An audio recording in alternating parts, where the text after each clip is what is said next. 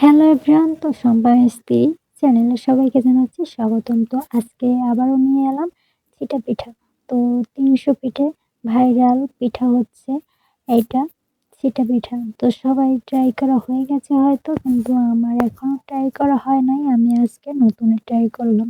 এখানে হচ্ছে চালের গুঁড়ো দিয়েছি ১.৫ কাপ মতন, আর আটা দিয়েছি হচ্ছে এর অর্ধেকটা।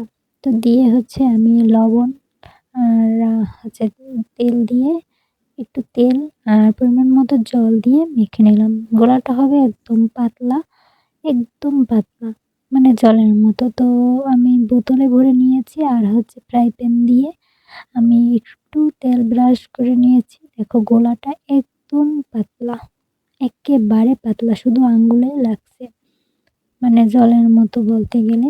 তো আমি বোতলে ভরেছিলাম, তা দিতে গেছিলাম কিন্তু ভালো হয় নাই।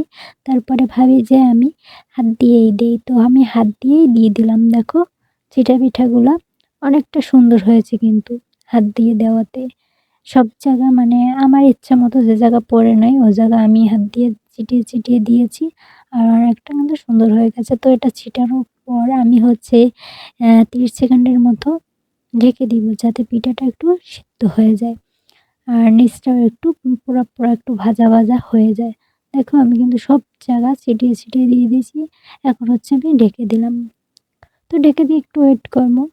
দেখো আমার পিঠাটা কিন্তু ফুলে উঠেছে হালকা, হালকা। আর নিচটাও সুন্দর হয়ে গেছে। এখন আমি তোমাদের দেখাচ্ছি, পিঠাটা কিন্তু পুরো উঠেই যাচ্ছে। একটু তেল ব্রাশ করা দেওয়ার জন্যই এরকমটা। আর যদি তেল ব্রাশ না করতাম তাহলে কিন্তু পিঠাটা লেগে, লেগে যেত।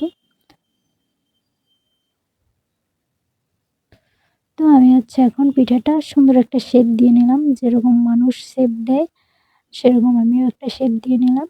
তো এরকম করে আমি কিন্তু অনেকগুলো পিঠে ভেজে নিয়েছি। দেখো অনেকগুলো পিঠে ভেজে নিয়েছি। তো আমার ভিডিওটি যদি ভালো লাগে লাইক, কমেন্ট, শেয়ার করবে।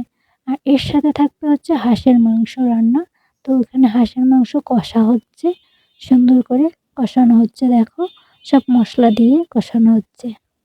আর এদিকে হচ্ছে রান্নাটাও বসিয়ে দিয়েছি। এখানে এখন হাঁসের মাংস রান্না হচ্ছে। তো রান্না হয়ে গেছে আমার। এখন হচ্ছে সার্ভ করব। দেখো আমি হচ্ছে একটা বাটিতে মাংস নিয়ে নিলাম, আর পিঠাটা সাইডে সাজিয়ে নিয়েছি। তো তোমাদের যদি খেতে ইচ্ছে করে তোমরাও বাসায় এরকম বানিয়ে নিও সহজ উপকরণে, আর খেতে অসাধারণ লাগে। তো টাটা।